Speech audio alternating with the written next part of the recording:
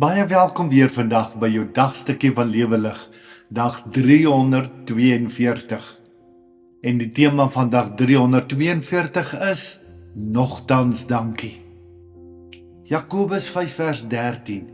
As daar iemand onder julle is wat swaar kry, moet hy bid. As daar iemand is wat opgeruimd is, moet hy lofliedere sing. Nogtans dankie is geloof wat glimlag, al verstaan hy nie. Nogtans dankie. Dankie is 'n klein woordjie met 'n groot hart. Nogtans dankie is om aan te hou dankie sê, ongeag van jou omstandighede en hoe jy voel. Wanneer dinge goed gaan, vloei ons dankie sommer maklik, soos 'n lied wat van self uit 'n dankbare hart en 'n blye gemoed oorborrel. As die son skyn in jou binneste, as vrede rustig oor jou siel lê, as vreugde soos varse reën val, dan sing 'n mens maklik, dan sê jy maklik, dankie Here. Maar die lewe is nie altyd sonskyn nie.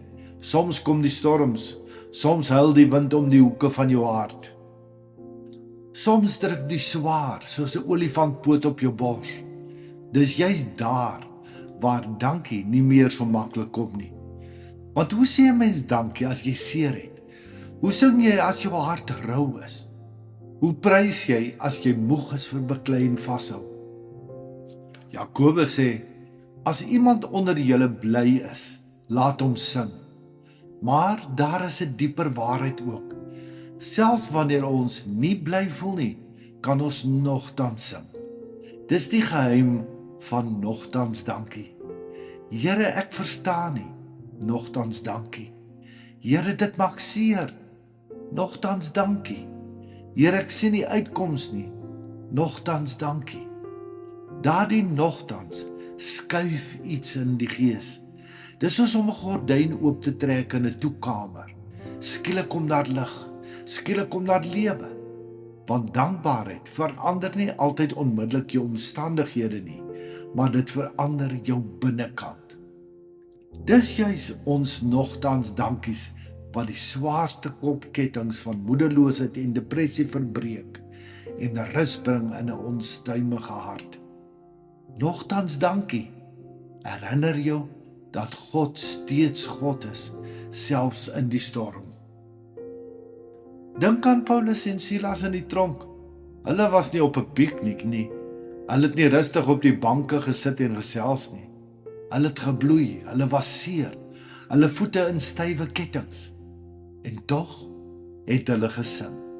Nie omdat dit lekker of maklik was nie, maar omdat hulle geweet het, lof en dankbaarheid maak deure oop wat niks anders kan oopmaak nie. Nogtans dankie is nie 'n towerstafie wat die pyn wegvat nie. Dis nie om voor te gee alles is reg nie. Dis 'n keuse om God raak te sien, selfs wanneer alles donker lyk. Party mense se nogtans dankie is baie keer nie 'n groot lied nie. Dis soms net 'n stille fluister. Dankie vir nog 'n dag. Dankie vir nog 'n asem. Dankie vir nog krag. Dankie dat U hier by en in my is.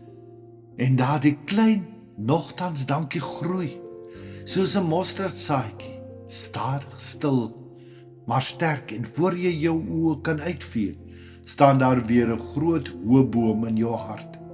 Al voel jy nie vandag so nie, hou net aan en sien hoe God voorsien. Nogtans dankie plant vrede waar vrees wou groei. Iets om oor na te dink. Hoekom dink jy is dit vir ons moeilik om dankie te sê as dit nie goed gaan nie?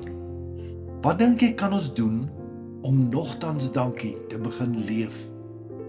Hoe gaan jy vandag begin om ongeag van jou omstandighede dankie te sê en vorentoe te leef?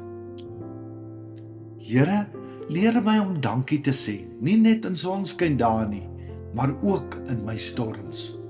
Gee my hart wat bly sing, selfs wanneer my siel moeg en seer is. Vandag kies ek nogtans dankie, want U is altyd naby. Amen.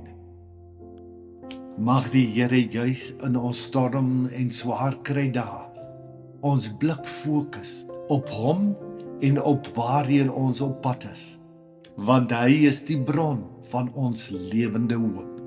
Mag die Here jou ryklik seën. Liefde groete, Charles Botha.